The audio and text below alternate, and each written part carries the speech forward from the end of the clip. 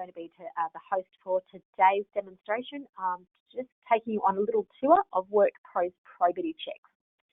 So as an administrator, you're going to be logging into the system, and if you've got a contract to use WorkPro for probity and background checking, you have access to all of the probity checks that we offer, which means that you can pick and choose depending on the candidate, perhaps your client if you're a recruiter and their requirements for that particular role, or depending on the risk of the candidate. So logging into the dashboard, the first thing you're going to do is send a request to a candidate. And you're either going to send a request to one candidate or you're able to send a bulk request. I won't go into bulk requests today, but needless to say, you can send a bulk request to quite a number of candidates at once. But the process is largely the same. When you're sending a request to a new candidate, you're selecting a task and you're either sending it to one email address or multiple.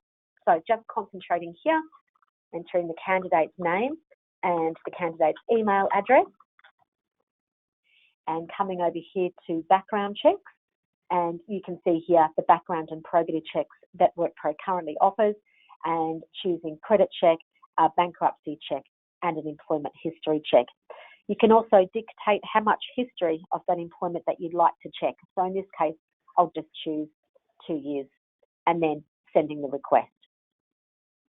So once that request has been sent, either in bulk or as a single request, the candidate receives an email, and that email contains a live link and what we call a single-use token. It also has an instruction letting them know the checks that they're being asked to complete, or the tasks they're being asked to complete, and exactly what is expected of them in terms of identity and the steps required. So I'm just going to log out of WorkPro and I'm going to log in as if I was a candidate. So signing up, and let me just log in here and entering an email address,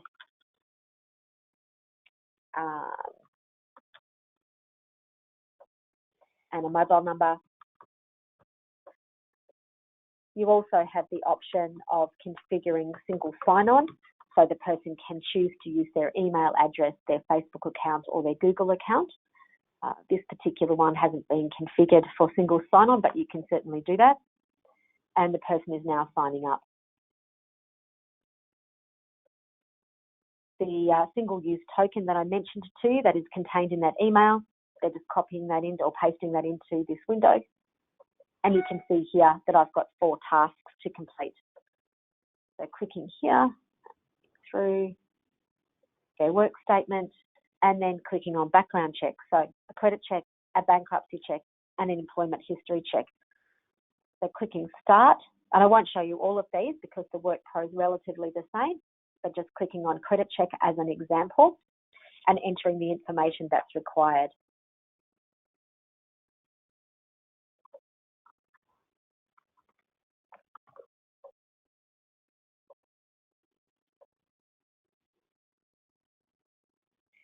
So WorkPro does do checks actually in any country. So let's just make this New Zealand.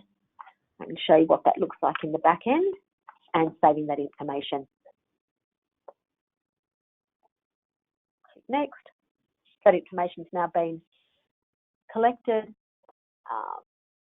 Uploading my identity document, so the system knows whether the person's on a mobile or on a laptop. And it shows the window. So if you're on a mobile, for example, it would show the photo, you would show your library or a camera.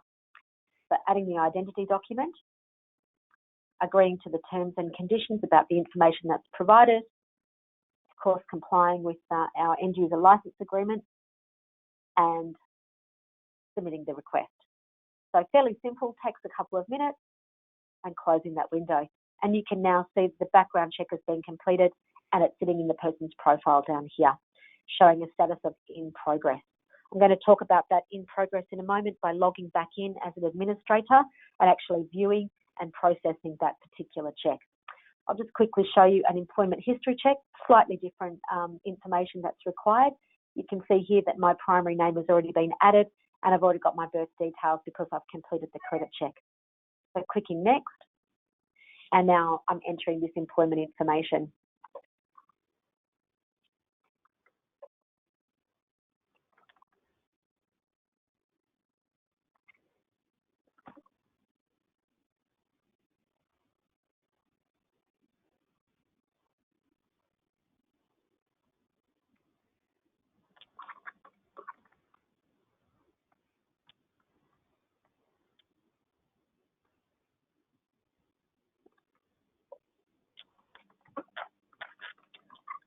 entering the details as required.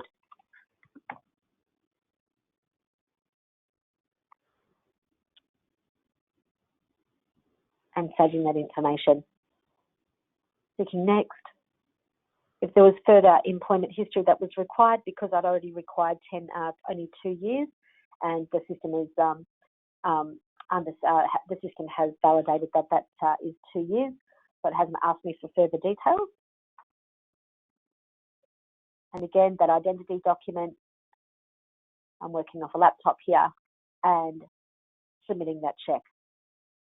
Closing that, and you can now see my 2 checks are sitting here. The bankruptcy check is the same workflow as a credit check.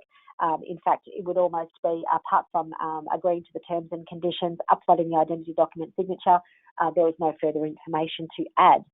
So once that's happened, as an administrator, you'll have received an email alert letting you know that Tania or Tania, whoever it is, has completed those requirements and the check is ready to be viewed and validated.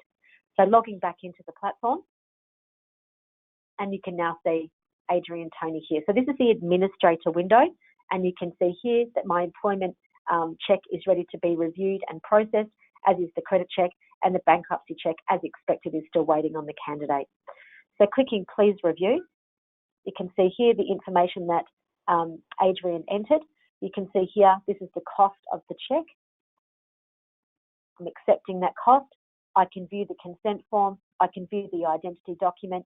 If either are incorrect, I can also reject them, which will go and ask the candidate to correct it, re-upload it, and re-provide their consent.